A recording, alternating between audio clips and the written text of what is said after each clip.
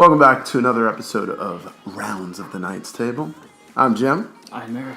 And today we're here to discuss Christopher Robin. This film was directed by Marc Forster. Christopher Robin tells the story of just that, Christopher Robin, played by Ewan McGregor, who has moved from Tatooine to London. His work has consumed him of late, and he is far removed from the playful little boy that frequented the 100-acre wood. Not woods. His wife Evelyn and daughter Madeline, played by Hayley Atwell and Bronte Carmichael, go to his childhood cottage on holiday and take a break from him. Have to say holiday when it's London. Christopher is forced to stay home and work on a way to reduce the company's operating budget, essentially meaning shit canning a bunch of people, because that's what non-imaginative people do. That's when he receives a visit from Pooh, who said he would think about him every day, while Christopher Robin sorta went Rose from Titanic, I'll never let go treatment on him, before dropping Leo's ass into the freezing Atlantic. Cold-blooded. Christopher reluctantly returns to his cottage unbeknownst to his family so that he can help Pooh find his friends, Tigger and all that. After helping them, he has to go back to work to fire a bunch of people. That is until Pooh and the crew journey to London, and helping Christopher be able to enjoy life yet again. And stop being such a goddamn woozle. This movie, I'm going to go ahead and start with the bad. Ooh. I'm not going to build it up and break it down. Because we're going to break it down, then build it up. For me, this isn't truly the marketed movie that was shown It's in not the what you thought you were It's getting. not a child's movie. Not that it's obscene or anything. Yeah, Or like, I mean, it's not Deadpool. It was a little more adult, I thought. Yeah, definitely. It had the adult themes. You know, you have Christopher growing up and having to learn all these responsibilities. He goes to war, he gets a job, gets a wife, a kid. He has to handle all that. And he can't just, be the fun-loving kid he used to be. One of my wife's problems is,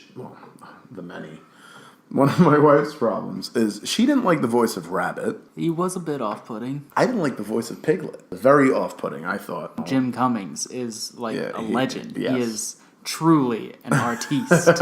Brad Garrett surprised me as Eeyore. He was so good as Eeyore. My wife was like, is that the guy from Everybody Loves Raymond? I was like, Raymond. Something that I thought was a little was how accepting Evelyn was when she found out that Pooh and them were talking. Yeah, that would blow my fucking mind. I mean, you saw what it did to Sid in Toy Story. That dude, he's got to be a serial killer by now. No, he's running the garbage truck. I know what he's doing. Yeah, where do you think the bodies are going? In that fucker. Another bad thing about this movie for me is it made me realize how much of a woozle I can be. I don't think they touched enough on his being in the war. See him at war. You're not watching fucking Saving Private Ryan. Okay. You want to talk about the good? I mean, which good do you want to talk about? There was so much. I want to talk about the cinematography of this fucking movie. It was visually stunning, nay, dare I say, phenomenal. As far as the characters that I enjoyed, Eeyore, again. Oh, yes. Tigger's great. Man, Winnie-the-Pooh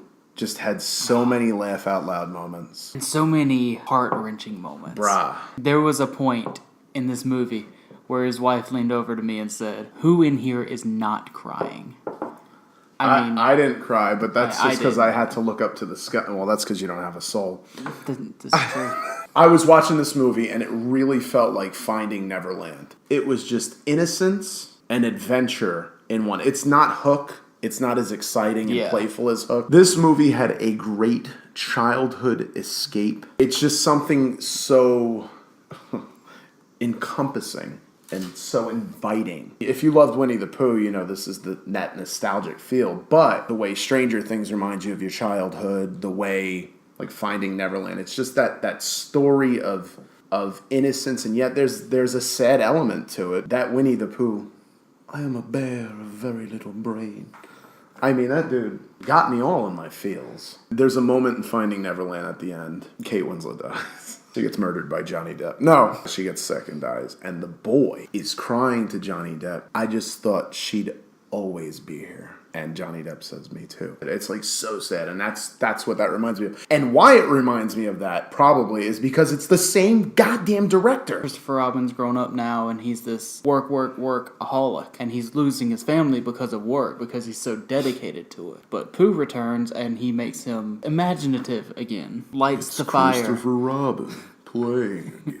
Eeyore can see it in his eyes. The fire's lit. It really tells a good story about being an adult, but still being able to have, fun, being able to have that imagination. Even if you're not a fan, or even if you've never really cared for Winnie-the-Pooh, but you've had a stuffed animal, you know what they meant to you. They slept with you every night.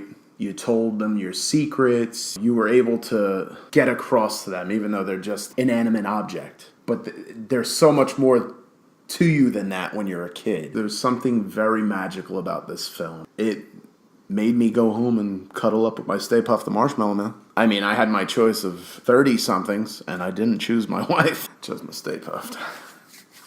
Just saying. I think the character's growth in this movie is great. And it just goes to show you that as an adult, it's easy to become a woozle. You get consumed by work and bills. You turn into Jack Nicholson from The fucking Shining. All work and no play. So enjoy your kids, enjoy your life, and never forget what it's like to be a kid and play and have fun. Don't lose that spark. I really enjoyed this film. I've been wanting to go back and see it ever since the credits started rolling. I wanted to go back and let me just get on my movie pass app. Oh, wait. Been thinking of how to score this. I'm going to say like a 9.1. Woo! This movie for me was an 8.9 out of 10. It is my highest rated movie that we have seen so far. It moved me emotionally, and that to do that, as especially in this day and age in film, I think there's just something special about that, and I think that this movie was worthy of a watch. If you guys enjoyed the video, please hit those likes, hit those subscribes. We'll check you out next time. We got some Netflix stuff coming. Cummings. No Jim. Just this Jim. They're not as talented. Was that to me? Was I the not? I see what you did. Jim Cummings isn't as talented as me. I see what you said. But you already did. That's what I'm hearing. That's what I heard you say. Bye, bitches.